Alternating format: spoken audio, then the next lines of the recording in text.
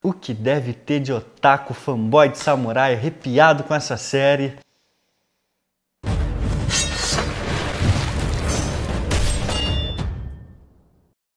Oi, meu nome é Thiago Braga, sejam muito bem-vindos ao Brasão de Armas. O que será que tem mais série no universo? Segunda Guerra Mundial? Vikings? Ou samurais?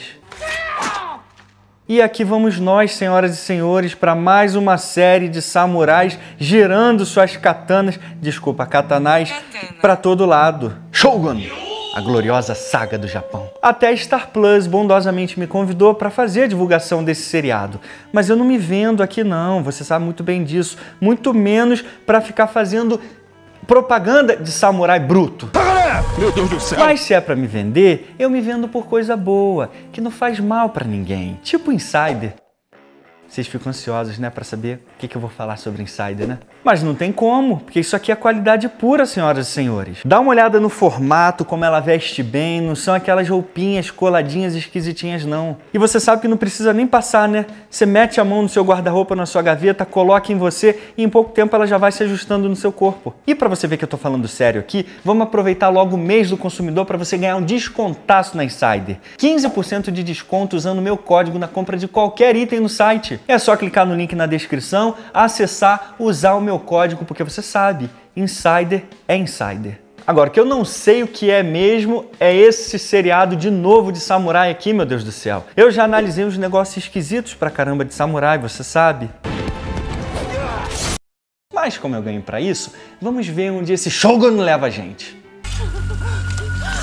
Começando pelo começo aqui, esse seriado é baseado num super clássico do James Clavell de ficção histórica, com o mesmo nome, Shogun. Esse livro fez um sucesso danado. Mas você sabe muito bem que eu tenho problema com ficções históricas, né? Porque geralmente essas ficções históricas têm muito mais ficção do que história, tipo, muito mesmo. A menos que a ficção histórica seja escrita por esse cara aqui.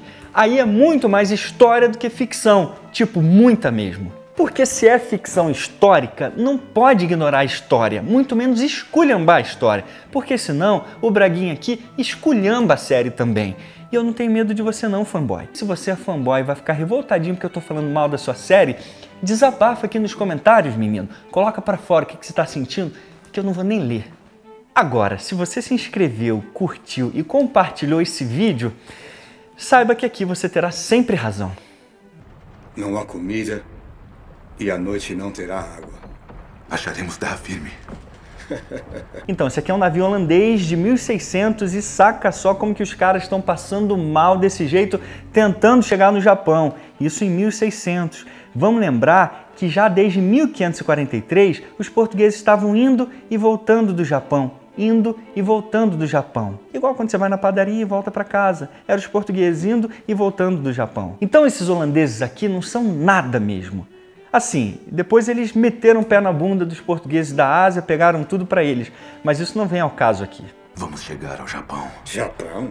Você está se ouvindo? Isso é feito do escorbuto. Vamos reivindicar aquela terra desconhecida e então voltaremos para a Holanda. Então, esse detalhe é interessante porque os holandeses eles estão fazendo as primeiras viagens oceânicas. Eles ainda não tinham muita experiência marítima. Então era tudo muito novo para eles aqui. Por isso que eles estão sofrendo desse jeito para chegar na Ásia. E aí dá pra gente sentir o terror dessas navegações, como deve ter sido um desafio para eles tentarem seguir os mesmos passos dos portugueses. E isso tudo porque Vasco da Gama já tinha descoberto a passagem para as Índias há muito tempo. Fernão de Magalhães já tinha descoberto a passagem do Atlântico para o Pacífico há décadas antes e os caras continuam tomando na cabeça, não aprenderam nada com os tugas ainda. É por isso que eu sempre digo para vocês aqui, as grandes navegações portuguesas foram um marco para a história mundial, ninguém na época podia acreditar que os caras conseguiram fazer aquilo. E essa cena aqui mostra só um pouquinho do que representou realmente todo esse sacrifício para conseguir descobrir os mares. Tem até um estudo muito interessante da professora Patrícia Cid, Iliade, que é as cerimônias de posse na conquista da Europa no Novo Mundo, onde ela dedica um capítulo inteiro só para mostrar como que os holandeses e os ingleses copiaram todo o empreendimento marítimo português. Vergonha desses caras. E aí você imagina que se em 1600 os navios acabavam as viagens assim, meu amigo, imagina nas primeiras viagens em 1415. Tinha que ser muito macho para botar um pé naquela caravela. E aqui no seriado, as grandes navegações, os navios que foram desenvolvidos para esse período tão importante da história humana,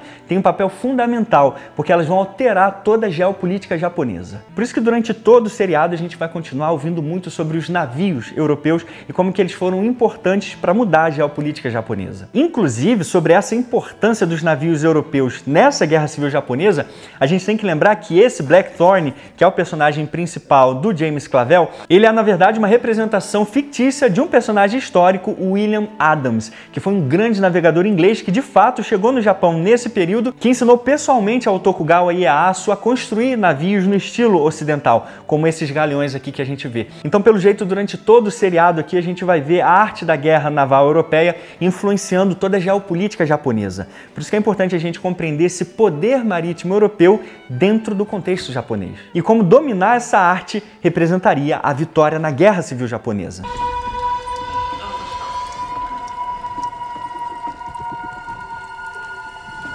Cara, olha o cuidado animal com essas armaduras aqui, ó. Olha como a câmera tá dando destaque aqui, ó. Tipo assim, tá vendo aqui, seus youtubers merdas? Critica nós agora. Mas é exatamente isso que a gente quer. Coisa boa, coisa bem feita. E pelo que eu li, eles tiveram uma consultoria com historiadores especializados mesmo no período do Japão feudal. Então faz todo sentido eles estarem aí com essa atenção tão especial nos detalhes, porque realmente eles mudam a maneira como a gente vê o Japão feudal. E nesse caso aqui específico das armaduras, vale a pena a gente destacar porque é um show à parte. Aqui a gente pode ver que eles estão usando a clássica Domaru, que era uma armadura que foi muito usada durante o século XV, XVI e iniciozinho do XVII também. E essas armaduras eram formadas por pequenas placas de metal ou então por escamas que ajudavam a proteger não só de golpes de katana, quanto de golpes de flechas também. Só que, no século XVI, os portugueses chegam e com eles, os japoneses são apresentados as primeiras armas de fogo, que são as famosas Tanegashima, que foram justamente produzidas na cidade de Tanegashima. E aí então os japoneses passaram a produzir em massa esses armamentos e usaram muito durante toda a Guerra Civil. E aí, com as armas de fogo, as Domaru já não davam mais para o gasto. E aí os portugueses então introduziram uma nova tecnologia de defesa para os samurais. Eles passaram a usar uma nova armadura de placa, tanto frontal quanto nas costas, que ajudava a ricochetear pelo menos alguns tiros dos mosquetes, embora não pudessem proteger de todos os disparos também. Essa aqui, ó, a Tosei Guzoku, que com certeza esses otakus de apartamento aí já estão me corrigindo a pronúncia nos comentários. Que foi meio que uma variante da Domaru, mas muito mais especializada para armas de fogo. Então, meu amiguinho, esquece essa fantasia de que nesse período os samurais estavam só com espadinha para lá e para cá, com arquinho e flecha. Eles estavam resolvendo tudo, sabe como? Na base da bala, meu amigo. Desculpa se eu feri seu sentimento. Então, nesse momento aqui onde eles estão tensos, entrando em um navio europeu fortemente armado, com certeza eles escolheriam a armadura que pudesse proporcionar muito mais proteção. Mas deu gosto de ver esse cuidado com a armadura.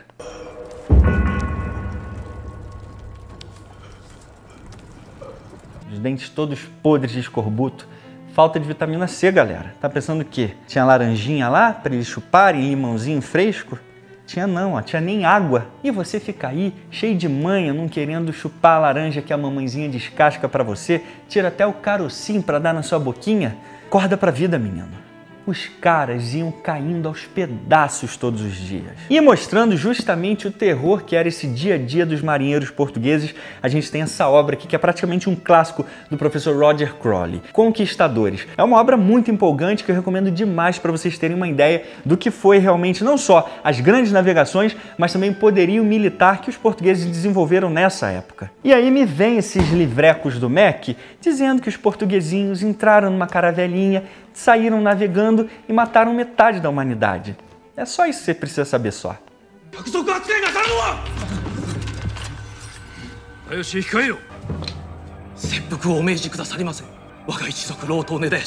Aqui é o tal do seppuku, a.k.a. bariátrica de samurais sem anestesia. Geralmente, o seppuku era usado quando o samurai tinha cometido um ato de desonra contra ele mesmo ou contra o seu mestre. E aí ele pegava a faquinha e cortava a sua tripa e deixava... Mas nesse caso aqui, o gordinho só tentou defender seu mestre, porque ele estava sendo injustiçado. Aí ele levou um esporro. Aí qual é a solução, então, para aquele esporro que ele levou? Se matar. Assim. Senhor, falei merda, né? Falou, menino. Permissão para me matar? Sabe quem fazia isso? Aquele governo fascista maluco do Japão Imperial na Segunda Guerra Mundial. Ficava lavando a cabeça dos soldadinhos lá para eles se enfiarem com a cara dentro de um navio americano. Tudo isso porque eles diziam que os samurais eram honrosos e se matavam pelo seu mestre. E era isso que o imperador queria que os soldadinhos fizessem lá por ele. Mas eu já disse para você no meu vídeo Destruindo os Maiores Mitos dos Samurais e eu vou repetir aqui. Se ele tivesse que trair o mestre dele, ele traía. Tudo por dinheiro, tudo por terra, tudo por status. Você viu muito Samurai X, né, menino? Acha que todo mundo era igual Kenshin, né? A espada é pra proteger as pessoas! Não deixa esses animes entrarem na sua cabeça, não. Maldita e sem mãe. Que é essa porcaria miserável chamada frota portuguesa? Então, esse ódio aqui é bem historicamente correto, porque a gente está em 1600, e em 1600 estava rolando uma treta sinistra entre Portugal e Holanda, chamada Guerra Luso-Holandesa. E aí na Guerra Luso-Holandesa era tudo muito simples. Os holandeses queriam pegar tudo de Portugal na base do tiro. Ásia, África, até o Brasil. Lembra da Batalha dos Guararapes, que os portugueses deram um pezão na bunda dos holandeses? É isso. Guerra Luso-Holandesa. Inclusive, eu fiz um vídeo épico lá no Império ZD justamente sobre a Batalha dos Guararapes, que eu tenho certeza que você vai curtir demais. Vai fazer um churrasquinho protestante hoje? Hã?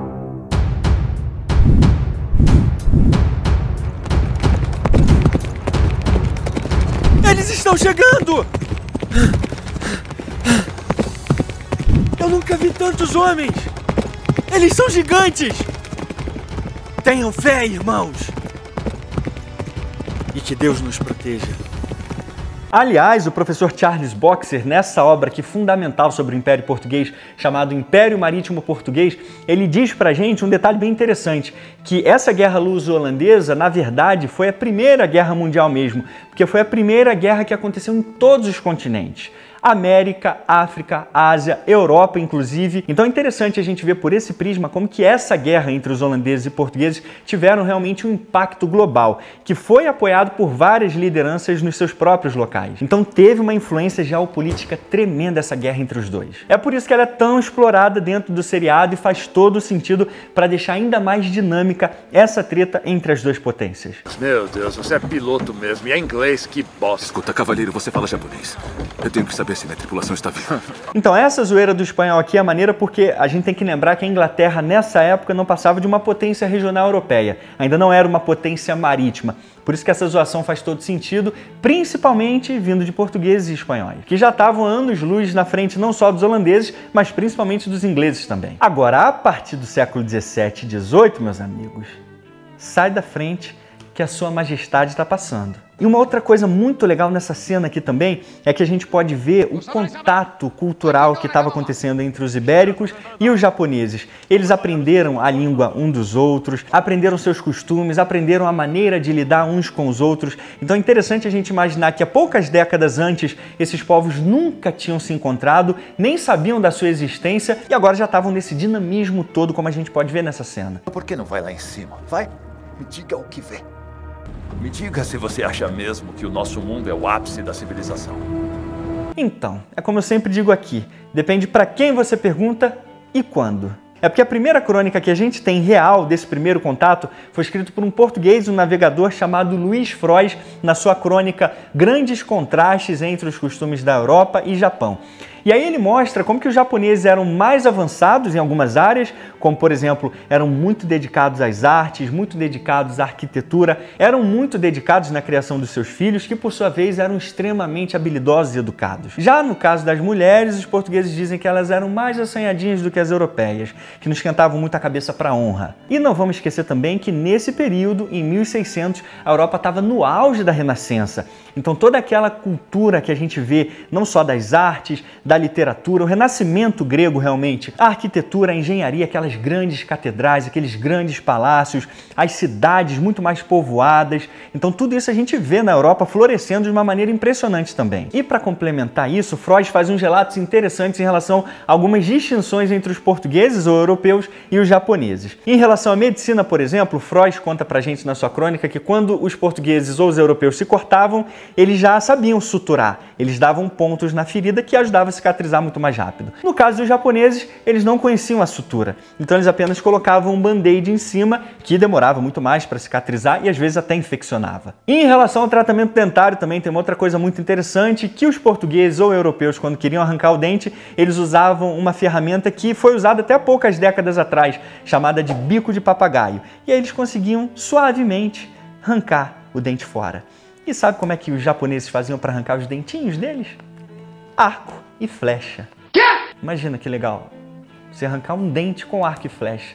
Uma outra coisa que chamava a atenção dos portugueses também é que as japonesas pintavam os dentes de preto, que a gente nem vê, inclusive no seriado, que é um detalhe que seria bem legal se a gente visse. Ia ficar esquisito pra caramba, um monte de mulher com dente preto, mas fazia parte da cultura da época. Então sim, o Japão era muito admirado em muitos aspectos, mas ao mesmo tempo era criticado como sendo atrasado em outros. Então não é como se fosse esse Eldorado asiático, não. E no final, tudo dependia da opinião de quem via. Bom dia, capitão. Como sabe, eu não tive notícias. Assim que Toranaga me chamar dando permissão para o navio negro partir, você será o primeiro a saber. Essa cena é bem legal porque mostra como que os portugueses nesse período já influenciavam demais, não só a geopolítica, mas também o comércio japonês. Só que tem um problemão aqui, eles colocaram os jesuítas como uma espécie de negociadores ou influenciadores, até mercenários dos negócios portugueses no Japão. Só que de acordo com o professor Charles Boxer, nessa obra, que de novo eu recomendo para vocês lerem, a gente vê como que os jesuítas eles sempre foram preocupados com o social e com a religião. Então eles não estavam preocupados em fazer comércio, em negociar em nome da coroa portuguesa. A preocupação deles era lidar com os povos locais e fazer essa intermediação entre a coroa portuguesa e os mercadores e os locais. Então, assim, dentro do contexto do seriado, pode até fazer sentido para dar um pouco mais de dinamismo e uma trama um pouco mais sombria. Mas, historiograficamente falando, não faz o menor sentido encarar os jesuítas como mercadores ou negociadores em nome da coroa, querendo ganhar seus próprios interesses ali. Então, os jesuítas iam estar lá ensinando os japoneses a falar português, aprendendo japonês, fazendo a gramática japonesa, ensinando os japoneses a rezarem e não ficar negociando comércio com os japoneses lá, pelo amor de Deus. Ele quer saber por que somos inimigos. Porque nossos países estão em guerra. Diga de onde você é. Inglaterra é um reino insular a 1.600 quilômetros de Portugal. Então essa parte aqui foi a que mais me incomodou até agora. Inglaterra e Portugal em guerra? Espanha e Inglaterra estavam em guerra. É porque é tipo naquela época, né, uns anos atrás, que confundiam Brasil e Argentina, achavam que Brasil e Argentina era a mesma coisa. Naquela época achavam que Portugal e Espanha era a mesma coisa também. Mas aí você me pergunta, Tiago, onde está essa fonte mentirosa que prova isso? Fico feliz que você tenha perguntado. Olha a minha fonte aqui, ó. Um vinho português, uma edição especial comemorando os 650 anos do Tratado de Windsor, que eu trouxe de Portugal, de Aljubarrota. Então aqui é a prova definitiva, pelos semblantes alegres e felizes, de que Portugal não estava em guerra com a Inglaterra. Mas se você quer uma outra evidência, é o seguinte: não há evidência nenhuma documental de que a Inglaterra tenha declarado guerra a Portugal ou vice-versa. E uma outra evidência nesse sentido é que esse Tratado de Windsor é até hoje considerado o tratado mais antigo da história entre duas nações ainda em vigor. E com a maior letra também. Então nunca houve nenhuma quebra diplomática entre Portugal e Inglaterra em toda a história desde 1386. O que a Inglaterra sabia que tinha acontecido era que Filipe II, rei da Espanha, tinha herdado o trono de Portugal com a morte do rei Dom Sebastião. E aí então Filipe sugou todo o recurso material, militar, financeiro de Portugal para financiar as suas malditas guerras com a Inglaterra. Então o reino inglês sabia que não foi uma iniciativa de Portugal. Portugal estava sendo arrastado contra a força para essas guerras imbecis de Filipe. Isso aqui é uma esculhambação com uma história de amor tão bonita, que dura tantos séculos e tão velha quanto de Portugal e Inglaterra. É isso que me preocupa, entende? Ouvi que o macaco velho não dura muito tempo nesse mundo. A igreja está fazendo tudo o que pode para manter seus negócios funcionando dentro do prazo. Quer dizer, nossos negócios? Essa cena aqui é só para eu dizer para vocês que esse capitão aqui tem muito cara de navegador português, maluco. Como é que pode? Foi assim que Portugal e Espanha dividiram o Novo Mundo. 70 anos atrás, eles assinaram um tratado que dividiu as terras desconhecidas entre eles. Os reis de Portugal e Espanha têm o direito de reivindicar qualquer terra que não seja católica que eles descobrirem e de substituir o governo pelo domínio católico. Isso é mentira. Então, aqui a gente tem um outro exagero. Ó. Portugal nunca teve a intenção, nunca teve qualquer registro ou qualquer documentação que mostrasse que Portugal quisesse conquistar o Japão. E o motivo é muito simples e lógico. Como é que Portugal ia querer conquistar o Japão se ele estava no meio de uma guerra global com uma superpotência marítima, como a Holanda estava se tornando, com um pouco mais de 1 milhão de habitantes, segurando as calças para não cair porque a Espanha estava sugando tudo deles e ainda ia arrumar treta com aqueles japoneses no meio de uma guerra civil se matando lá?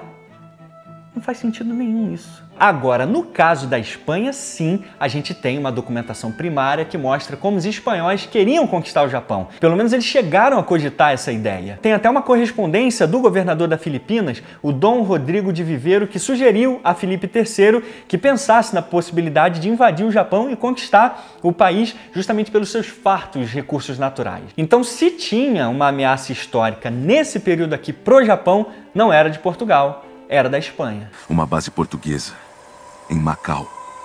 Lá empregam mercenários japoneses. Me disseram que os chamam de Ronin.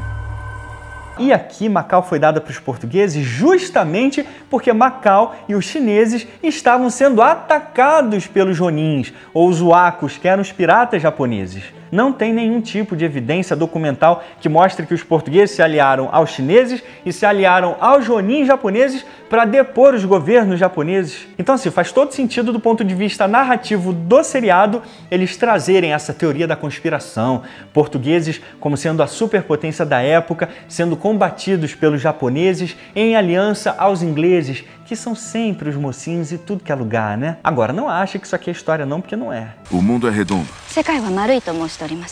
Igual uma fruta. Terra redonda, né? Imagina você que em 2024 ia ter gente dizendo que ela não é redonda. Não tá falando que eu falei isso aí. Seria ridículo, né? Porque eu não falei isso daí. E eu discordo disso daí. Mas eu quero saber de quem que ele tá falando. Galera, tive que vir gravar assim mesmo porque acabou de sair o 3º episódio da série. E aí eu precisei vir aqui comentar algumas coisas com vocês que eu não podia deixar passar. Saca só isso aqui. Volte antes que a gente morra. É assim que flecha incendiária foi feita para ser usada. Em cercos ou em ataques em florestas. Não faz o menor sentido você incendiar uma flecha para matar um candango, sendo que uma flecha sem fogo matava o cara do mesmo jeito que uma com fogo. Então por que você ia gastar tempo incendiando uma flecha, se com uma flecha pura você podia matar o cara do mesmo jeito que uma incendiada?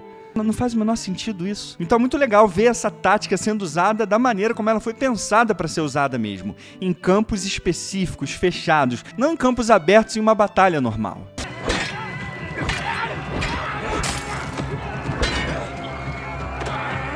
Tem várias coisas bem legais nessa parte aqui também. Começando por esse ataque maciço nessa vila aí. Aqui nessa vila tava ninguém mais, ninguém menos do que o super ultra mega shogun da história do Japão, Tokugawa Ieyasu, sendo representado pela figura fictícia do Clavel Toranaga. E aí pensa só que os outros shoguns queriam matar o Tokugawa. Aí sabe como eles mandam matar o Tokugawa? Um monte de badernistas com espadinhas e arquinho e flecha.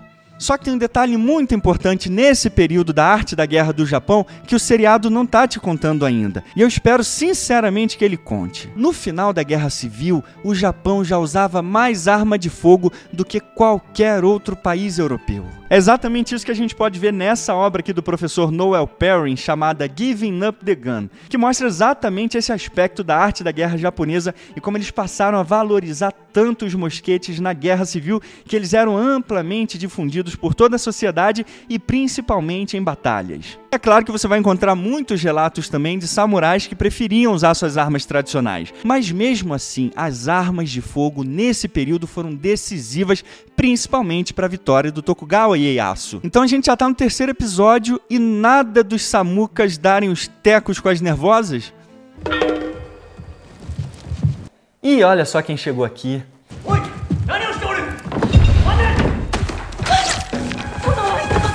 Os queridinhos dos otakus. Os ninjas.